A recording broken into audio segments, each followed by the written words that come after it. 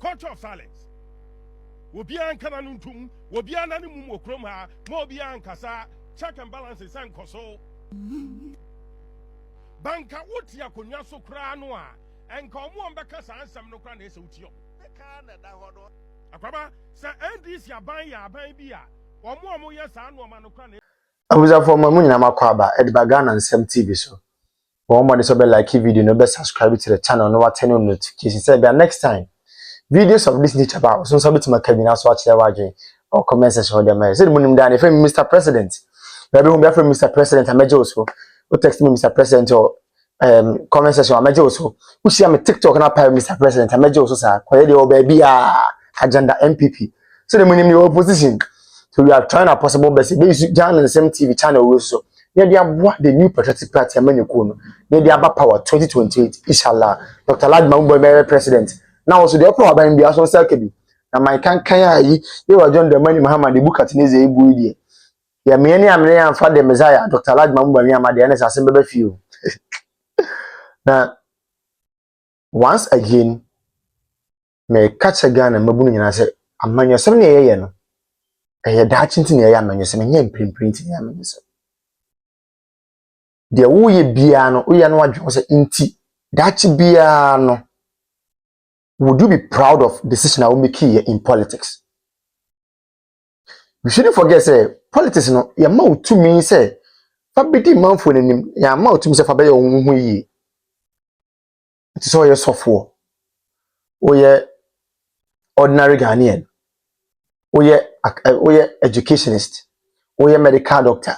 Oh, yeah, once I have an opportunity to serve public space, do it with due diligence, respect, and absolute clarity. And yes, I be a home bachelor. Culture of silence. Obian kananuntum, obian animum okroma, mobian kasa, check and balances and koso. Banka wotia konya so kra no a, enka omo ambeka sa ansam no kra na ese utio. Akwaba sa NDC aban ya aban bi a omo ye sa no ma no kra na eso muti omo no mo fese oman no because resetting one ka say uditum so ba resetting one ka say cocoa farmers untimi ntu omo ka resetting one ka say nurse for on ba ye adwuma fe ni amoma abusome miensa nan ahama wo de yaka wo de automatic posting na ba teacher ni wie school a why ni abi pa ba bi amana ko no akwaye adwuma 24-hour economy and a resetting on the buy. One far will be bien no can some kakrabia. Hey yacho, hey yacho, hey yacho. Adobe and animum krum hana. The can that hodor. Akraba, bisa NDC abansa will be a young moon. Oh, the whole bed, the whole bed. Ya was so for her, ya were imam for her, opinion leaders were, CSOs for her, will be ankasa.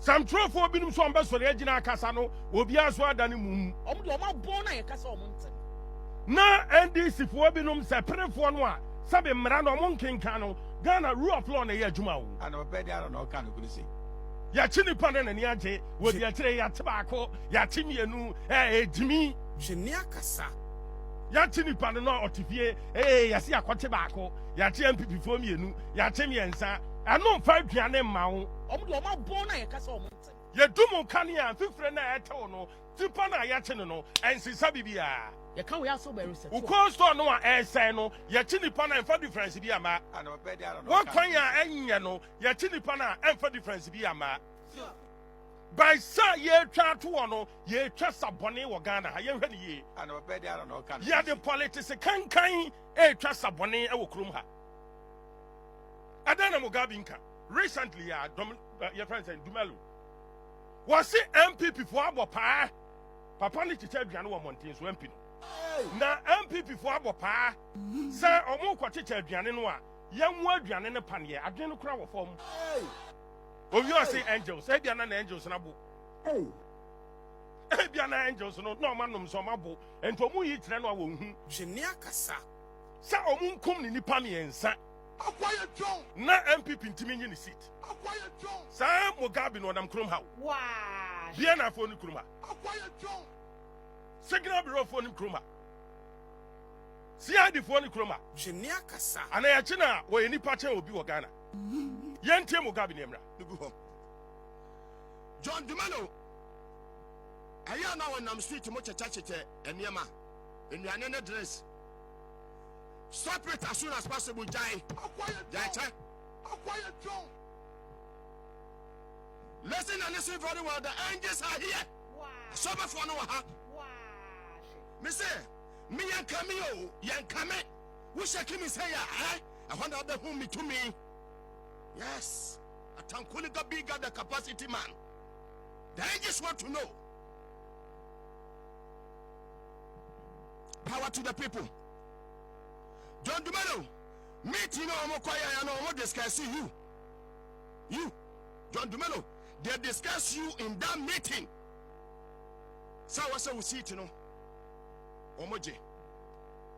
Now Omoba to me I just see it now. Wow. Yeah. And for no more ya Jumano. Oma Bobby Pa. Omo drinks, you know. Omo ya package in the idea man. Woman pies a pania.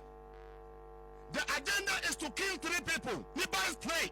You cool omo nom drink now what cha enemy anano. Omo kodia omo idea chia the casa John Dumelo.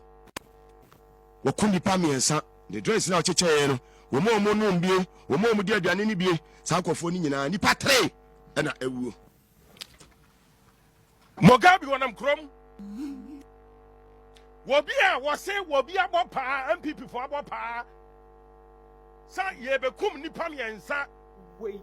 And the assistant MP. We. Wanam krom yanche no. If it is foolishness, it is foolishness. Yantino waka wava minimsa Ghana ha yesro na angels na. Me ubi sam yo ni angels who.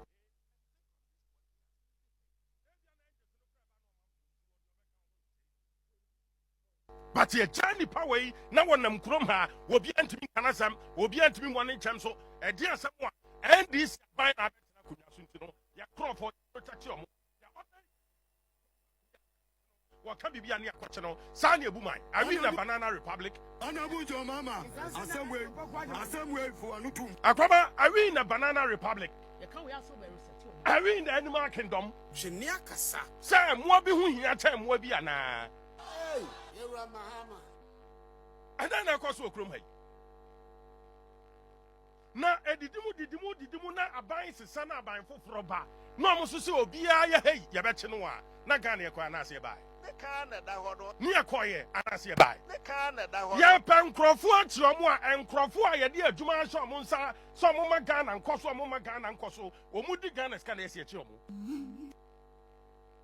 San nkrofo na ese target omo ni echi omo. Because the car, ya never was school dying the papa for di. Ghana, politicians in the binom.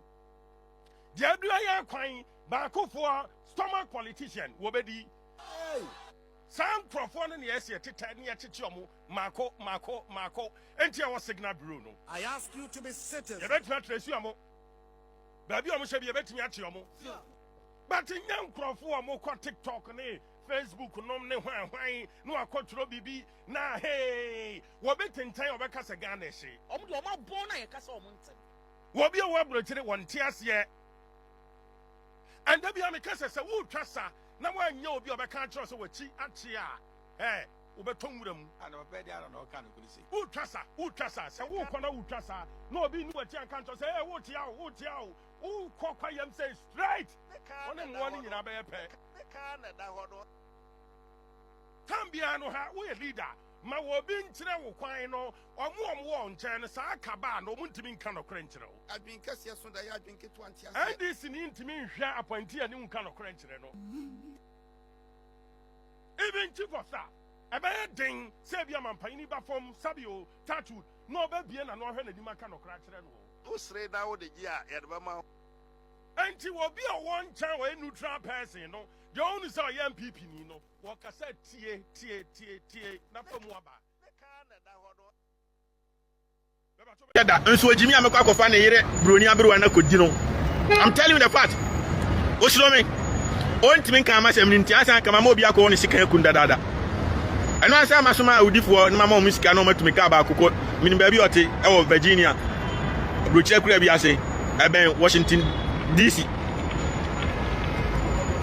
Washington State. No, my mom, I second simple, no be jubilate. You are more NDC phone because your phone is no mushroom. Obey disease. Also, meaning to me, who's a memo be a cocono. Well, what is the basis? Mujina so and they increasing light bill and water bill because ECG nene Ghana Water Company Limited at the dollar. Any inflation rate, any policy rate, interest rate, no mudi jina so. Anyone sign your money in our form. It is just so for to start this question. Well, Musama out of ignorance. Yes, that's why I want to say legitimate question. He did not ask out of ignorance. He asked out of me say he needs to be educated. Me say I didn't use the word.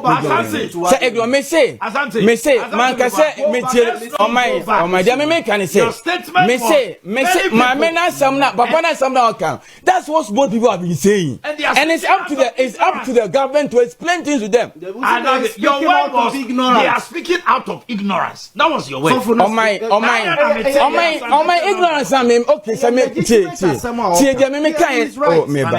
can say, as someone I walk on, and just say, and your mabo and cosru.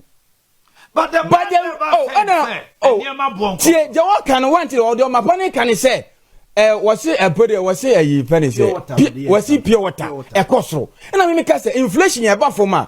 And can the rate at what things will increase, you know. The empanifono minimum woman, a pencil, commission. I can say, and say, and can be cost like a Sankabia. It has also done a trainer, Ebianca, inflation, and Caribbean yet 3 cities in a Quebec count. Son or more can say the rate at which things will be increasing, a better form. What I say? Inflation. Oh my, Mrs. Sana, dear me, oh my car, me, and I told Amanda Maker, say, a buying, say, what the inflation about this number. And now you soon say a base rate, a 16, advance of the above or the above 14, you are. I may come catch say, a baby, or maybe a pretty and a single digit piano, or more base rate so, a cost single digit, me boy. And now, say about me can say petrol about for me. Abano dia he is trying to put all these things down. So why na man in cost? What yes, about to me so who now go for what there? What you say? And I know some man here can say Pulican ayaba abama enyama na eba from oh unti the making. Me say so what they buy be all spoke against say I was say no mushia. I'm no mushia but nanka we my no. The phone chim so moko a penny say a port wa near man of from kaka. Yes, I know Mokai. Yes, but it's a Kanyama bono ever from. But you must say was a public air and a crime my own. Omoko funny man, but how much this one? Abano create another environment. But say individual entity near Maso, Aban Katimin Petro, and so is right. Obisa, so at the end of what I say, he's also asking a legitimate idea. Argentina, Sanyama way in every. Abina and Davy, Nasa Bonton so for Davy. So the government should just sit down and allow it to say inflation beba 0.5. Yes. Now so and they were not 2 years ago, ni boy 8 cities, no, because the inflation rate, no. But this is an AG who will come and bastardize people, pronounce people guilty because they know that the order has nothing. The order is a calculated attempt to tarnish the images of people. They are in their second year. And they have not been able to prove a single case. You see, I have always maintained this, and I've said it even to a fault, that if not for the NDC, nobody would have ever said a politician is corrupt in this country. Because before someone is accused of corruption, nobody is guilty until proven guilty by a competent court, right? Now, almost all the politicians who had been found guilty in this country are all NDC. All. From NDC 1, about 6 people went to jail. NDC 2, same. Even when Mahama came his first time, we had 6 people convicted. But none from the MPP. None. They will always use corruption as a bait and tell the people of this country that these people are corrupt. And they will use that to win elections. They did the same in 2008 with F00ls as propaganda secretary. Mentioning people. They mentioned a lot of people. They came, started 13 prosecutions and lost all. You remember Agyeta, former foreign affairs minister? You remember Asabi and his wife?